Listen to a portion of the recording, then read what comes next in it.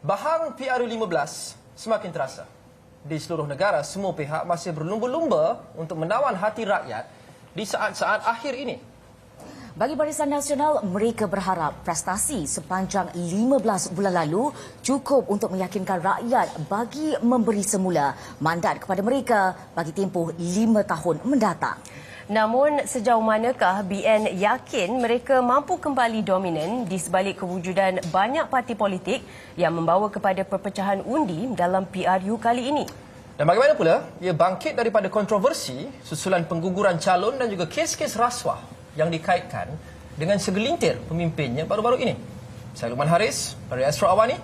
Saya Helina Pahlavi dari Bernama. Dan saya Azaria Tagaya dari Media Prima, sejam dari sekarang bersama Perdana Menteri Datuk Seri Ismail Sabri Yaakob.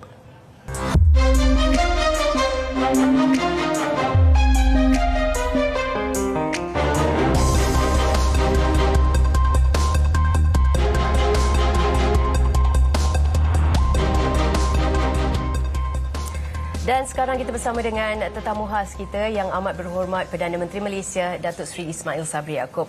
Datuk Seri, apa khabar? Baik. Terima kasih kerana bersama walaupun dengan kami. Walaupun penat. Hari ini program yang penuh hari ini sepanjang berkempen untuk PRU ke-15 ni. Penuh. Baik, sebab kita dah sekarang ni dah beberapa hari dah masuk tempoh kempen. Macam mana perjalanan kempen pilihan raya untuk PRU ke-15 setakat ni, Datuk Seri? Alhamdulillah, dari laporan yang saya terima daripada pihak polis, kempen berjalan dengan lancar. Tidak ada isu yang besar yang melibatkan provokasi keganasan melampau. Ya, tidak ada. Tidak seperti hari penamaan calon dulu, apabila berlaku kekecohan sedikit. Tapi sepanjang setakat hari ini masih tidak ada apa-apa yang serius. Dan saya mengharapkan supaya keadaan harmoni semasa berkempen ini diteruskan sehinggalah hari pembuangan undi pada 19 hari bulan nanti. Baik. Dan sepanjang tempoh berkempen ni ada tak dilihat seperti angin-angin kemenangan tu bertiup ke arah Barisan Nasional? Pendek ceritanya, Datuk Seri rasa Barisan Nasional BN boleh menang tak PRU kali ni? Of course. Saya mesti yakin BN menang, ya. Setakat hari ini dari segi mood, kalau saya tengok, saya dah pergi Liberal, memang saya sendiri berada di sini sepanjang hari. Saya juga sempat ke Johor, saya sempat ke Alor Gajah, Melaka. Saya lihat dari segi mood pengundi ini nampak banyak berubah berbanding dengan PRU ke-14. PRU 14 kita boleh kesan daripada awal lagi. Tetapi untuk kali ini keadaannya berbeza. Bukan setakat di kalangan pengundi Melayu, pengundi bandar, tetapi juga di kalangan pengundi-pengundi bukan Melayu, terutamanya kaum Cina. Nampak dari segi penerimaan tu jauh lebih baik daripada PRU ke-14 dulu. Jadi kalau tanya adakah saya yakin menang, tentu saja saya jawab yakin. Baik, Datuk Seri, kalau kita lihat ada segelintir golongan yang merasakan mereka tersisih, tidak merasai, tidak menikmati semua inisiatif yang telah Datuk Seri dan Kabinet lakukan. Pada pendapat Datuk Seri sendiri, sejauh mana kebenaran kepada kenyataan ini? Bajet kali ini merupakan, saya kira, bajet yang terbaik. Yang pertamanya, bajetnya besar, paling besar dalam sejarah, 372.3 bilion ringgit, yang merupakan terbesar. Dari segi pembangunan, 95 bilion DE merupakan yang terbesar. Dan bajet kali ini mencakupi semua keseluruhan keluarga Malaysia. Di bandar, luar bandar, B40, M40, T20 pun termasuk. Begitu juga dengan petani, nelayan, penternak, kumpulan peniaga kecil, kumpulan peniaga PMKS, peniaga besar dan sebagainya, yang melibatkan international trade, yang melibatkan perniagaan mereka secara di peringkat antarabangsa. Semua dari segi bajet kali ini menyeluruh. Dan satu lagi yang orang lupa, apabila kita memberikan subsidi terbesar juga dalam sejarah, 77.7 bilion ringgit tahun ini. Yang menikmati subsidi tersebut bukan B40 semata-mata, tetapi yang menikmati subsidi semua sekali, termasuk T20. Kalau subsidi minyak, semua dapat. Subsidi elektrik, semua dapat. Tak kira rumah orang kaya atau rumah orang miskin. Jadi kali ini B40, kalau dulu kita kata fokus pada B40. Kali ini M40 pun kita memberikan perhatian. Malah saya kata tadi T20 pun dapat. Jadi secara keseluruhannya semua dapat memperolehi faedah daripada bajet yang kita bentangkan. Lepas tu saya ingin berbalik kepada PRU. Kita lihat strategi Barisan Nasional kali ini agak menarik juga, khasnya di beberapa kerusi. Antaranya meletakkan calon-calon di kawasan yang dianggap sebagai kawasan-kawasan panas, kubu kuat, pembangkang, termasuk di negeri-negeri seperti Selangor. Kita lihat Sungai Buloh sebagai contoh. Termasuk untuk mendepani dan berlawan dengan calon heavyweight pembangkang di kerusi-kerusi itu. Adakah Datuk Seri merasakan bahawa strategi BN ini akan mengena? Itu menunjukkan keyakinan kita. Kita yakin kita mampu menewaskan sesiapa saja, termasuk nama besar daripada pembangkang. Kalau kita lihat di Sungai Buloh, kekalahan BN waktu itu adalah lebih daripada 20,000. 22 atau 26 saya tak ingat. Tapi waktu itu mungkin kerana calon ketika itu adalah calon bukan daripada UMNO. Sedangkan kawasan itu merupakan kawasan majoriti Melayu yang banyak. Jadi ini merupakan satu cabaran kepada orang Melayu. Sebab orang Melayu minta supaya kerusi tersebut diberikan kepada UMNO. Jadi apabila kita berikan kepada UMNO, tidak ada alasan lagi mereka tidak mampu untuk merampas kerusi tersebut, kerana mereka kata kalau diberi kepada UMNO, kita boleh memenanginya. Jadi sebab itulah bagi kita soal nama besar mereka bukan menjadi halangan untuk kita untuk bekerja kuat untuk memastikan kemenangan kita. Inilah yang saya sebutkan strategi dan juga keyakinan UMNO di dalam memenangi satu-satu kursi yang dipertandingkan. Tapi Datuk Seri, sebelum ni ada cakap-cakap tentang perselisihan pendapat dalam parti BN itu sendiri berhubung dengan isu-isu dalam parti. Ada juga pertelagahan ketika isu pemilihan calon. Jadi faktor-faktor ini tidak akan memberi kesan yang impak negatif di kacamata pengundi terhadap BN. Isu yang berkaitan dengan isu dalaman ini sebenarnya digembar-gemburkan oleh pihak musuh. Ya. Sedangkan sebulan ataupun 2-3 minggu sebelum pilihan raya, saya bersama dengan Presiden UMNO turun ke 4 zon dalam program Solidarity yang memberikan optik kepada rakyat bahawa sebenarnya tidak ada perpecahan.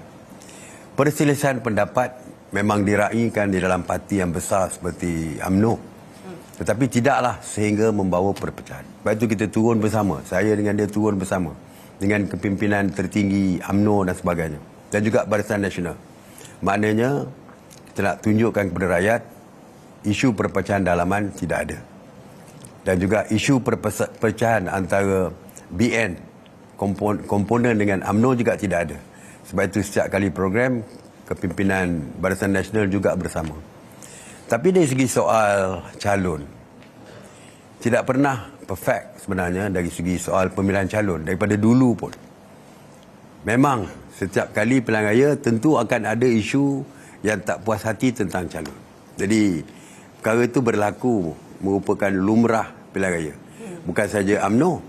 Kalau kita lihat di AP juga timbul isu yang menyebabkan bantahan daripada kalangan mereka. Sebagai contoh di Bentong, mantan MP Bentong Wong Tak digugurkan dan diganti dengan calon lain yang menyebabkan Wong Tak bertanding bebas kerana tak puas hati dengan apa yang dibuat oleh DAP. Begitu juga dengan PKR. Calon-calon dia juga ada yang tak puas hati. Sebagai contoh Tian Chua yang tak puas hati dengan keputusan di Sungai Buloh, Parlimen Batu dan sebagainya. Jadi soal tidak puas hati apabila berlaku pilihan raya tentang calon, saya rasa itu perkara biasa yang semua parti akan menghadapinya. Cuma yang penting je saya nak maklumkan, isu dalam Barisan Nasional UMNO tentang calon selesai. Saya pernah berucap di setiap kali perjumpaan. Saya kata ramai yang layak bertanding tapi tidak semua kita boleh bagi. Jadi siapa yang tak dapat bertanding, kita faham dia kecewa, tapi 2-3 hari selepas itu come back. Balik kepada parti. Dan ini berlaku, kita lihat. Terima kasih kepada Tan Sri Anwar Musa misalnya.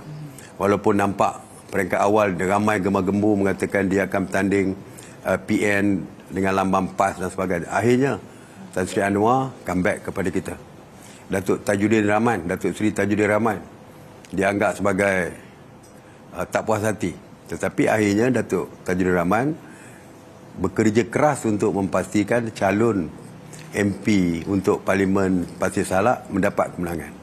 Jadi dari segi UMNO ni, peringkat awal mungkin ada sedikit kekecewaan, tetapi akhirnya parti diletakkan di hadapan dan akhirnya semua berbalik kepada parti untuk memastikan parti menang.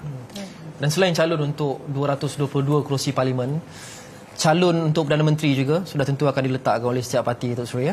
Dan untuk PRU kali ini, PRU 15, ada 4 calon Perdana Menteri yang dikemukakan oleh parti-parti besar ataupun gabungan-gabungan besar yang bertanding. Datuk Seri Ismail Sabri Yaakob, Datuk Seri Anwar Ibrahim, Tan Sri Muhyiddin Yassin dan juga Tun Dr. Mahathir Mohamad.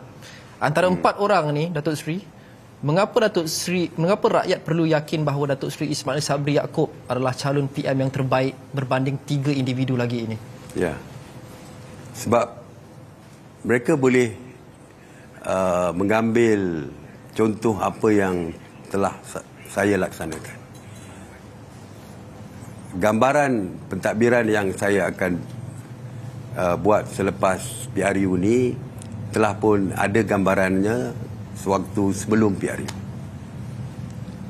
Saya mengambil kerajaan ini dalam waktu yang sangat sukar. COVID 24,000 sehari dengan kematian ratusan yang meninggal setiap hari. Katil ICU hampir tak mencukupi.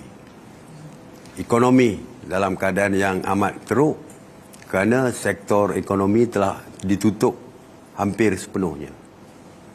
Perebutan kuasa di dalam politik ketika itu dari segi kestabilan politik langsung tidak ada sebab 2 Perdana Menteri telah bertukar. Tapi cuba lihat dalam setahun 4 bulan apa pencapaian yang telah saya lakukan. Dari segi COVID 24,000. Akhirnya kita menjadi negara yang terbaik, salah satu negara terbaik di dalam kita menyelesaikan isu COVID apabila vaksinasi kita menjadikan salah satu yang tertinggi daripada peratusan rakyat yang mendapat vaksinasi berbanding dengan negara-negara lain di dunia ini. Ekonomi memang teruk ketika itu. Tapi hari ini, semalam, Bank Negara mengisytiharkan untuk KDNK third quarter ni kita mencapai sebanyak 14.2%. Dari segi pengangguran kita dapat kurangkan sehingga 3.6%. Dari segi pengangguran ini kalau kurang daripada 4% dianggap sebagai guna tenaga kerja penuh. Bermakna pengangguran juga kita dapat kurangkan. Begitu juga dengan FDI, pelaburan asing, trade dan sebagainya. Ya, jadi hari ini kita buktikan bahawa dari segi pemborongan dan peruncitan meningkat dengan begitu tinggi. Jadi dari segi ekonomi juga dapat diselesaikan. Berbanding dengan negara lain, 14.2% menjadikan kita salah satu negara yang terbaik dari segi pencapaian KDNK. Dan daripada 5 menjadi 8.9 untuk second quarter dan third quarter menjadi 14.2. Baik, saya pasti Datuk Seri banyak lagi perkongsian kejayaan yang ingin kita sampaikan kepada semua penonton kita, tapi kita nak berehat seketika. Kembali selepas ini, anda semua jangan ke mana-mana.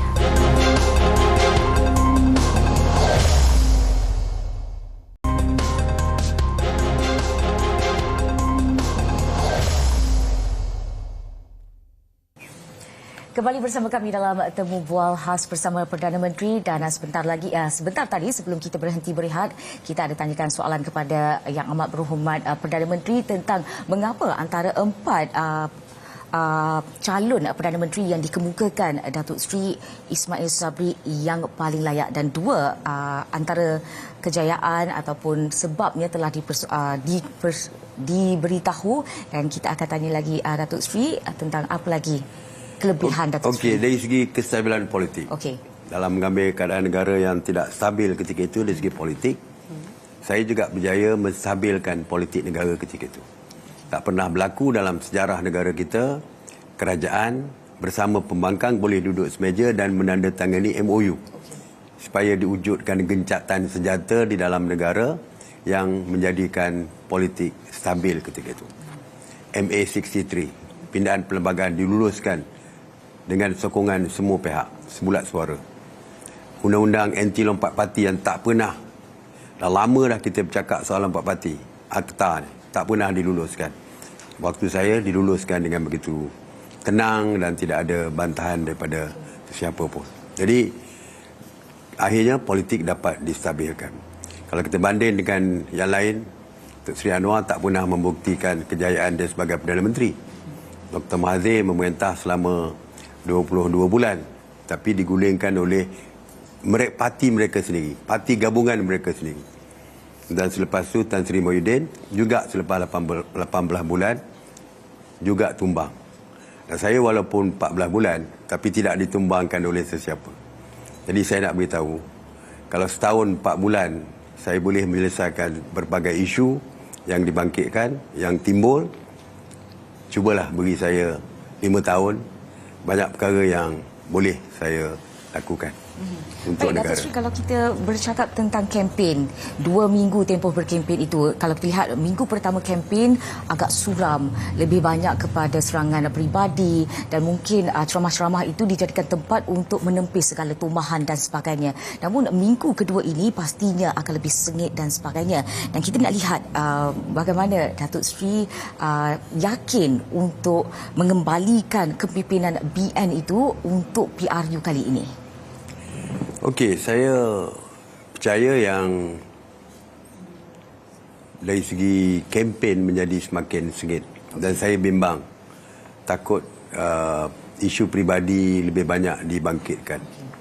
Tetapi kita di peringkat Barisan Nasional, kita tidak memfokuskan isu peribadi ini, titik bengit peribadi ini. Ya. Karakter assassination tidak menjadi satu poin untuk kita menjadikannya sebagai salah satu bahan untuk kempen. Kita lebih menjual produk kita. Apa yang kita offer untuk rakyat. Dan alhamdulillah dari segi manifesto kita jauh lebih baik daripada manifesto parti lain. Sebab manifesto kita sebahagian besarnya adalah kita daripada bajet yang telah pun dibentangkan. Saya selalu menyebutkan, bila kita menggunakan bajet sebagai manifesto kita, ianya bukan janji kosong sebab semuanya budgeted for. Semua yang kita bentangkan itu telah pun mempunyai dana yang mencukupi untuk dilaksanakan. Cuma menunggu kepada kelulusan bajet saja. Jadi kita bukan manifesto yang semata-mata berjanji bulan dan bintang, tetapi kita berpijak di bumi nyata kerana semuanya telah dirancang mempunyai kewangan dan sebagainya. Jadi dari segi strategi kempen kita lebih kepada memberikan tawaran kepada rakyat, lebih kepada menjual produk kita tetapi tidak memburukkan produk orang lain. Jadi saya harap rakyat boleh menerima cara kita berbanding dengan serangan peribadi dan sebagainya. Dan Datuk Seri, antara yang mengejutkan juga adalah apabila ramai orang-orang lama UMNO digugurkan sebagai calon, dan ramai antara mereka yang digugurkan juga adalah ahli kabinet, menteri dan sebagainya, timbalan menteri. Apa reaksi Datuk Seri ketika mula-mula tahu berkenaan dengan pengguguran tersebut, dan adakah ia memberi kesan pada Datuk Seri? Saya sedih dan agak kecewa. Itu biar saya betul terang, kerana mereka adalah rakan-rakan rapat saya, menteri kabinet saya, timbalan menteri kabinet saya, yang memang agak saya agak kesal dan juga sedih. Oleh mana pun, yang lebih penting adalah bukan menangisi pemergian tersebut sehingga menyebabkan kita tak bekerja lagi. Kerana yang pentingnya, apa pun saya katakan tadi, yang pentingnya adalah kemenangan parti kita untuk menghadapi pilihan raya. Jadi saya memujuk kawan-kawan saya yang saya tahu agak terkesan, dan saya pujuk mereka bahawa perjalanan kita masih jauh lagi. Kita daripada kalah, now kita berjuang untuk mencapai kemenangan. Dan kita daripada parti yang kalah pada PRU ke-14. Dan kita bernasib baik kerana kita mendapat menguasai kerajaan ini. Bukan melalui pilihan raya pun, tapi melalui strategi-strategi yang telah semua orang tahu apa yang berlaku.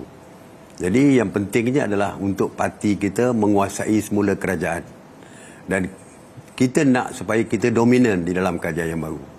Jadi kalau kita masih menangisi sesuatu yang hilang dan tanpa bergerak untuk ke arah kemenangan, itu tidak ada makna.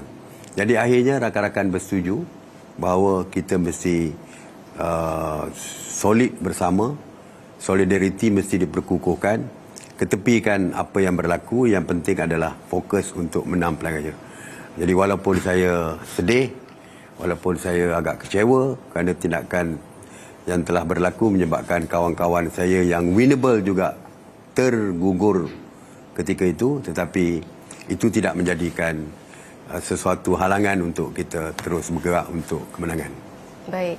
Datuk Seri, tema kestabilan dan kemakmuran itu adalah naratif yang dibawa oleh Barisan Nasional untuk PRU ke-15 kali ini. Tapi kalau kita tengok juga pada track record Barisan Nasional memimpin negara sebelum ini, memang mempunyai track record yang bagus dan dipercayai dan diyakini oleh banyak rakyat Malaysia. Namun beberapa isu yang timbul kebelakangan ini seperti isu pemilihan calon yang disebutkan tadi, dan juga saya rasa antara yang paling penting, kes-kes rasuah di kalangan pemimpin UMNO itu sendiri mungkin akan menimbulkan persepsi ataupun cakap-cakap bahawa Barisan Nasional mungkin tidak sesuai lagi memimpin negara. Komen, Datuk Seri? Okey, dari segi calon saya dah terangkan, dah sekira selesai. Dari segi pemimpin rasuah dan sebagainya, ia tidak melibatkan parti. Ia melibatkan individu. Ya. Individu yang ada kes, diambil tindakan, dan tindakan tersebut dikenakan kepada individu tersebut. Ianya tidak mengatakan parti UMNO itu rasuah. Dulu, satu ketika dulu, ada di kalangan pemimpin UMNO yang ditangkap kerana berkaitan dengan komunis. Yang ditangkap komunis adalah beberapa pemimpin. Ada 3 pemimpin ketika itu yang ditangkap kerana kaitan dengan komunis. Tetapi UMNO tidak pernah menjadi komunis. Itu beza dia. So walaupun ada yang didapati bersalah, so perjalanan kes dia seperti biasa. Kalau mereka bersalah, mereka dihukum. Dan saya sendiri tegas, berkali-kali menegaskan bahawa kerajaan tidak campur tangan dalam urusan mahkamah, tidak campur tangan dalam urusan agensi-agensi pencegah rasuah seperti SPRM dan sebagainya. Mereka bebas menyiasat sesiapa saja. Polis bebas menyiasat sesiapa saja. Tidak ada campur tangan daripada kerajaan. Dan bila dihadapkan ke mahkamah, maka mereka perlu menghadapi mahkamah secara bersendirian. Dan tidak boleh nak drag parti sama terlibat di dalam isu yang berkaitan dengan mereka. Jadi, walaupun disebut sebagai ini, mungkinlah pembangkang akan jadikan ini sebagai isu. Tetapi kita ada 3 juta ahli. Kalau 2, 3, 4 orang yang terlibat, tak boleh 3 juta ahli ni dikatakan rasuah juga. Betul. Jadi sebab itu saya rasa yang terlibat tu, kalau ada, terpaksa melalui proses undang-undang secara bersendirian dan tidak melibatkan parti. Okey, baik Datuk Seri, setakat ini kita tahu bahawa tiada gabungan parti yang mungkin akan memenangi dan membentuk kerajaan gabungan diperlukan antara sesama sendiri. Dan pada ketika ini kita nak tahu kekuatan BN itu sendiri untuk menarik gabungan lain, terutamanya parti-parti dari Sabah dan Sarawak untuk membentuk satu kerajaan yang stabil. Okey, kita bertanding di 178 kerusi parlimen, ya, kita.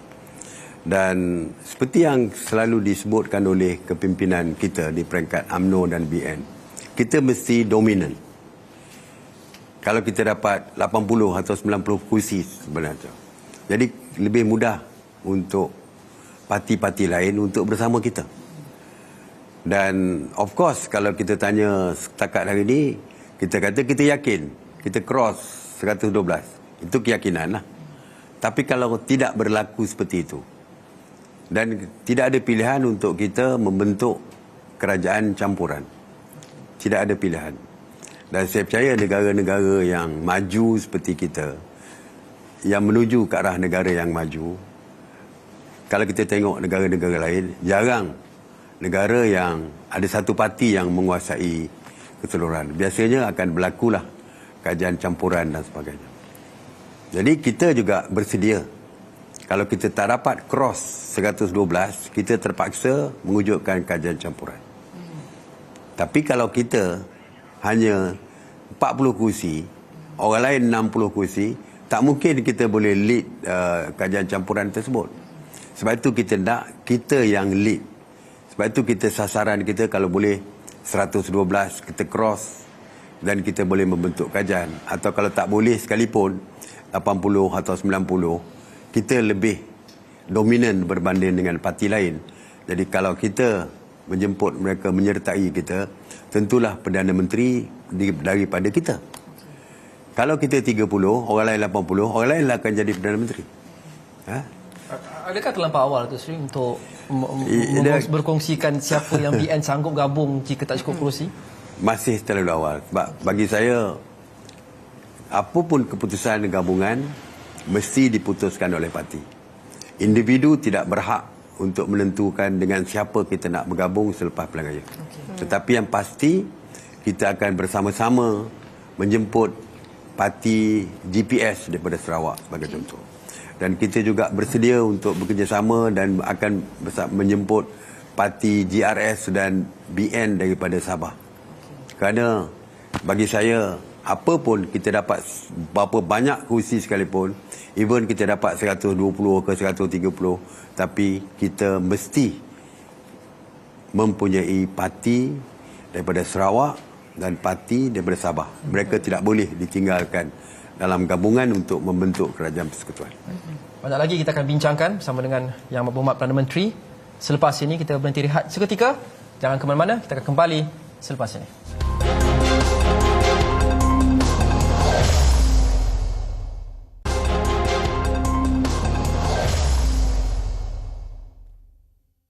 Kembali bersama wawancara khas dengan Perdana Menteri Datuk Seri Ismail Sabri Yaakob. Banyak yang kita sudah bincangkan dalam dua segmen yang lepas. Tapi perbincangan ini banyak didominasi oleh persiapan dan juga strategi PRU15 dalam hari-hari terakhir ni, Datuk Seri.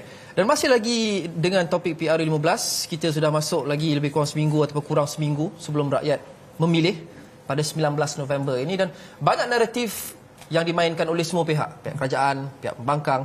Tapi salah satu naratif yang agak dominan sekarang ini adalah persoalan mengenai pencalonan Datuk Seri selaku Perdana Menteri pasca PRU15. Banyak yang dimainkan bahawa satu undi untuk calon BN di mana sahaja adalah bersamaan dengan satu undi untuk Datuk Seri Ahmad Zahid Hamidi, bukan Datuk Seri Ismail Sabri Yaakob sebagai PM. Ada juga yang mengatakan bahawa Datuk Seri Ahmad Zahid yang akan menjadi Perdana Menteri jika UMNO menang dalam PRU akan datang. Apa respon Datuk Seri kepada semua naratif itu? Okey, sebenarnya isu siapa jadi PM selepas PRU15 tak sepatutnya timbul.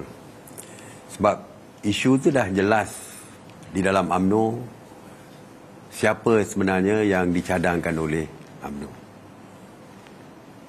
PAU ataupun sebelum PAU ni saya sebut MT dulu. Ya. MT telah membuat keputusan bahawa sebulat suara MT memutuskan saya sebagai calon PM selepas BN menang. Kalau BN menang dalam PR15, saya calon Perdana Menteri.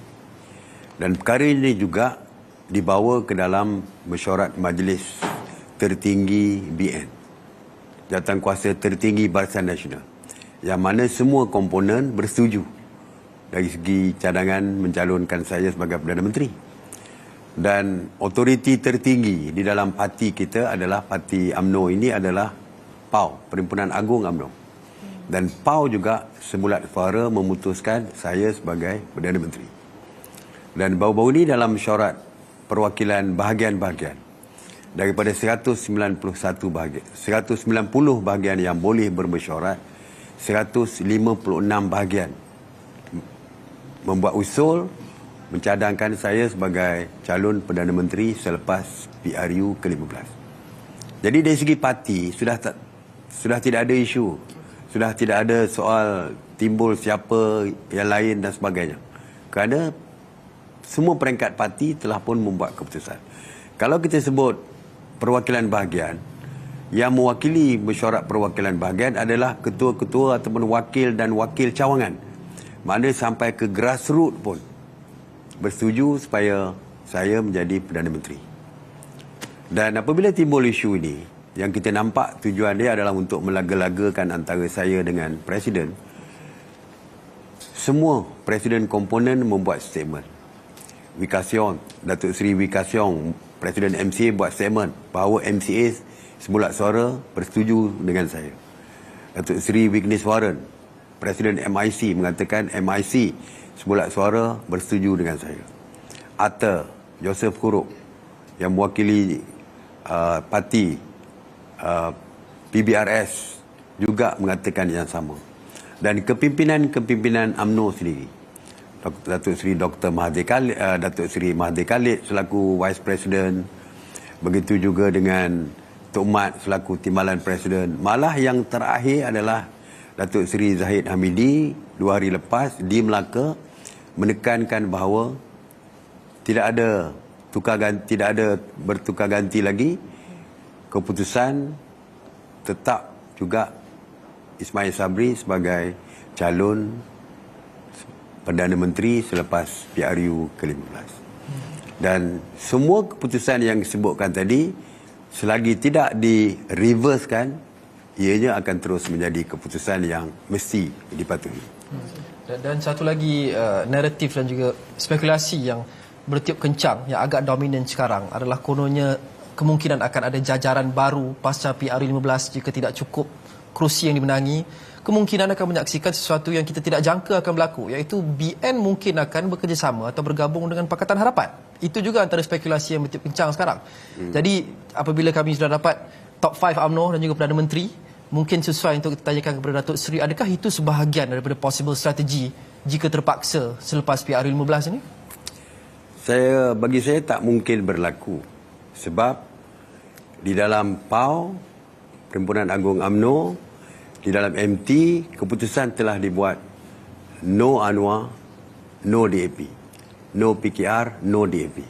Dan keputusan tersebut adalah keputusan, saya kata kalau PAU tu yang otoriti tertinggi. Dan kalau nak reverse keputusan tersebut, bawa lah balik ke MT dan bawa balik ke Mesyuarat Agung Luar Biasa untuk memutuskan sebaliknya. Selagi tidak ada keputusan seperti itu, maka keputusan yang no Anwar, no DAP itu akan terus kekal. Dan saya percaya tidak ada siapa pun di kalangan UMNO, kepimpinan tertinggi mana sekalipun, yang boleh mengubah keputusan MT dan juga boleh mengubah keputusan PAU dengan cara bersendirian. Dia mesti diputuskan oleh parti. Baik, Datuk Seri, seringkali kita dengar bahawa PH Pakatan Harapan selalu memainkan propaganda di mana sekiranya BN menang pilihan raya umum ke-15 ini, beberapa perkara akan terjadi, misalnya akan membebaskan Datuk Seri Najib Tun Razak dan menjatuhkan kes-kes Datuk Seri Zahid Hamidi dan juga beberapa ahli-ahli UMNO yang terpalit dengan rasuah. Namun kita kadang-kadang terlupa, sebaik sahaja kemenangan PH pada pilihan raya umum yang lalu Anwar dibebaskan, kes Lim Guan Eng juga dibebaskan, tidak diambil kira, dan mereka juga melantik, kita lihat ketua MACC daripada kalangan mereka dan juga mengambil peguam untuk dijadikan AG. So pandangan Datuk tentang isu ini, propaganda yang dimainkan PH ni? Sebenarnya kalau kita lihat PH ni, orang Melayu kata gajah depan mata tak nampak, kuman di seberang laut nampak. Dia nampak kesalahan orang lain, tetapi sebenarnya yang melakukan kesalahan yang paling banyak adalah mereka. Saya setuju. Kes telah pun berjalan dan saksi telah pun dipanggil. Tetapi apabila mereka mengambil alih pemerintahan, oleh kerana Lim Guan Eng mereka mungkin nak lantik sebagai Menteri Keuangan, kes digugurkan. Dan beberapa orang di kalangan kepimpinan mereka, termasuk kalau tak silap saya Siva Rasa dan sebagainya dalam senarai itu banyak yang mana kes telah digugurkan terhadap mereka. Inilah beza antara BN dengan mereka. Kalau tengok pemimpin BN, saya sendiri konsisten dengan pendirian kita bahawa kita tidak campur dalam urusan mahkamah. Just imagine, pemimpin besar kita, Datuk Seri Najib, bekas Perdana Menteri BN, bekas Presiden UMNO. Tapi apabila berhadapan dengan kes di mahkamah, keputusan kerajaan tidak campur tangan di dalam urusan mahkamah. Dan kita kotakan apa yang kita cakap. Inilah beza antara mereka dengan kita. Mereka cakap saja, menunjukkan mereka lah pejuang hak asasi, mereka lah yang menghormati kedaulatan undang-undang, tetapi mereka lah yang melanggar segala apa yang mereka janjikan untuk uphold, untuk mengangkat martabat sistem perundangan, judiciary dan sebagainya. Tapi mereka yang melanggar semua perkara itu. Jadi inilah, kalau rakyat nak tengok perkara yang sebenar, perbezaan antara Barisan Nasional dengan Pakatan Harapan, inilah jelas bahawa kita yang lebih konsisten dan benar-benar patuh kepada apa yang kita perkatakan, sedangkan mereka hanya menjadikan itu sebagai bahan politik, tetapi sebenarnya mereka lebih teruk daripada apa yang kita lihat hari ini, yang digambarkan oleh mereka tentang parti mereka. Tambah sedikit, dekat Datuk Seri rasakan PH yang dulu itu sama juga PH yang sekarang. Kalau dulu, kalau kita lihat Perdana Menterinya ataupun diterajui oleh Tun Dr. Mahathir Mohamad, tapi kali ini ia akan diterajui oleh Datuk Seri Anwar Ibrahim. Adakah ia masih mengekalkan PH konsep yang sama ataupun ada perbezaan daripada segi pemimpin itu? Bagi saya sama saja. Okey. Ya. Yang tidak ada Dr. Mahathir saja. Okey. Yang lain masih ada seperti biasa, dan polisi parti mereka sama juga, tidak berubah. Jadi kalau dulu dengan sekarang, kalau kita kerana dah ada perubahan sedikit dari segi kepimpinan, tapi asasnya tetap sama. Seperti kita lah, UMNO. Walaupun banyak berlaku perubahan, tapi prinsip perjuangan kita tetap sama. Jadi parti itu sama. Jadi sama sajalah. Siapa merintah pun, siapa jadi pemimpin mereka, sama saja bagi saya. Keputusan tindakan mereka sama. Baik, Datuk Seri, banyak lagi yang ingin kita bincangkan, terutama lagi beberapa hari saja lagi rakyat Malaysia akan keluar mengundi. Namun tiba masanya untuk kita berhenti rehat sekali lagi. Jangan ke mana-mana, kembali selepas ini dalam wawancara khas bersama dengan Perdana Menteri.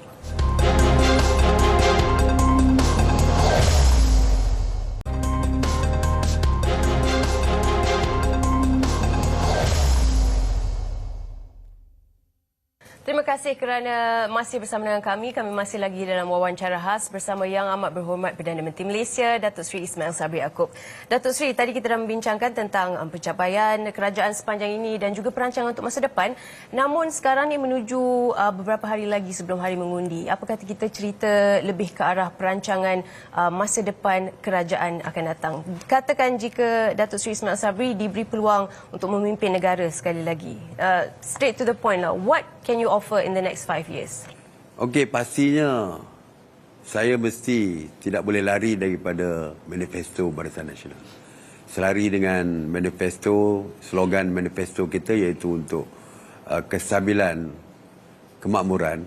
Jadi yang pentingnya adalah untuk menstabilkan politik, kerana seperti kita tahu syarat untuk kemakmuran ini adalah kestabilan dari segi politik. Jadi ini akan dijadikan sebagai satu garis panduan saya, dan yang pastinya adalah fokus kepada ekonomi itu penting. Ya, kita telah berjaya seperti saya sebutkan tadi, dari segi KDNK kita mencapai sehingga 14.2%, pengangguran dapat dikurangkan. Jadi perkara ini akan kita teruskan.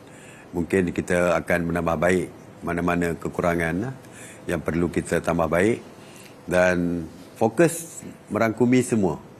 Dari segi wanita, dari segi belia, sebagai contoh belia, dari segi kekurangan pekerjaan, ya, dari segi yang itu kita akan memberikan fokus juga di dalam apabila saya kalau diberi ruang untuk mengambil alih kerajaan ini.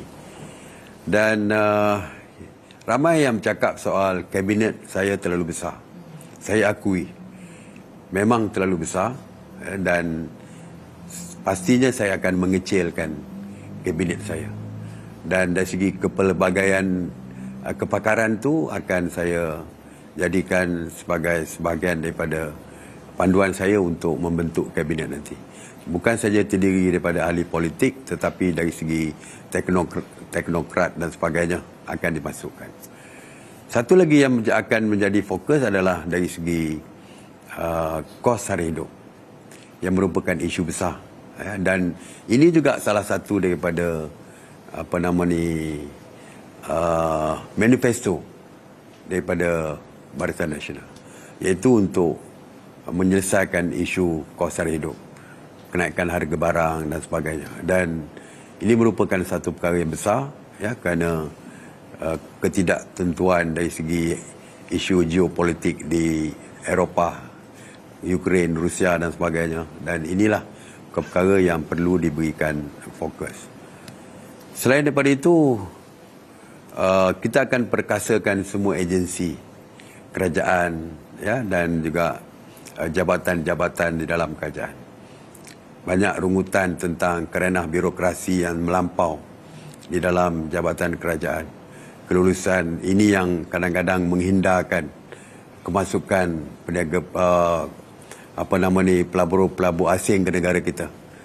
Dan jika dibandingkan dengan negara-negara lain yang mana setiap kelulusan tu terpaksa tunggu begitu lama dan sebagainya berbanding dengan negara lain. Kerenah birokrasi merupakan kerenah yang perlu diberikan fokus. Dasar luar juga kita mesti ubah, kerana Malaysia pernah menjadi kehadiran Malaysia di luar negara dengan dasar luarnya memang amat dirasai satu ketika dulu. Tetapi mungkin akhir-akhir ini mungkin agak kurang, mungkin kerana masalah sewaktu COVID dan sebagainya kita kurang menyerlah. Tetapi kita mesti mengembalikan keagungan lepas, iaitu dari segi peranan kita dengan dasar luar kita perlu dilihat lebih terlibat, dan kehadiran kita di dalam memperjuangkan isu-isu besar dirasai oleh dunia. Jadi ini juga satu perkara yang akan diberi perhatian. Satu lagi dari segi basmi kemiskinan, itu memang merupakan it's not cliche, ya. Memang perkara yang perlu diperjuangkan. Di dalam RMK 12 kita akan menghapuskan miskin tegap pada tahun 2025. Jadi ini perkara-perkara kemiskinan ini mesti diteruskan, dan juga merapatkan jurang antara bandar dan luar bandar mesti diteruskan. Begitu juga untuk merapatkan jurang antara wilayah. Dan sebab itulah saya akan memfokuskan juga, saya akan memfokuskan kepada pembangunan Sabah dan Sarawak dari segi pembangunan infrastruktur, meningkatkan ekonomi di kalangan rakyat di Sabah dan Sarawak, dan seperti yang kita janjikan, layanan kepada Sabah dan Sarawak adalah sama saja dengan layanan kepada Semenanjung. Malah dari segi tumpuan kepada pembangunan infra dan sebagainya akan diberikan kita utamakan, kita berikan kelebihan kepada Sabah dan Sarawak. Baik. Okey, Datuk Seri, kalau kita lihat Datuk Seri memang mengambil berat tentang kebajikan keluarga Malaysia terutama di Sabah dan Sarawak, namun ada suara-suara sumbang yang selalunya ingin menidakkan usaha Datuk Seri dalam meneruskan pembangunan di kedua-dua negeri itu, terutamanya Sabah. Dan adakah dakyah-dakyah seperti ini sebenarnya membantutkan usaha Datuk Seri dan juga BN untuk menang besar dalam pilihan raya nanti? Sabah dari segi fokus kepada Betul. Sabah dan Sarawak. Sebenarnya bajet 2023 banyak memberikan kelebihan kepada Sabah dan Sarawak, terutamanya dari segi bajet untuk pembangunan.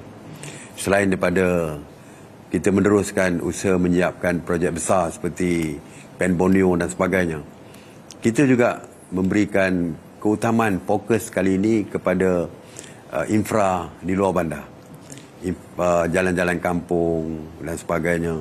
Begitu juga dengan sekolah-sekolah daif yang merupakan isu yang sangat dekat dengan hati rakyat di Sabah dan Sarawak.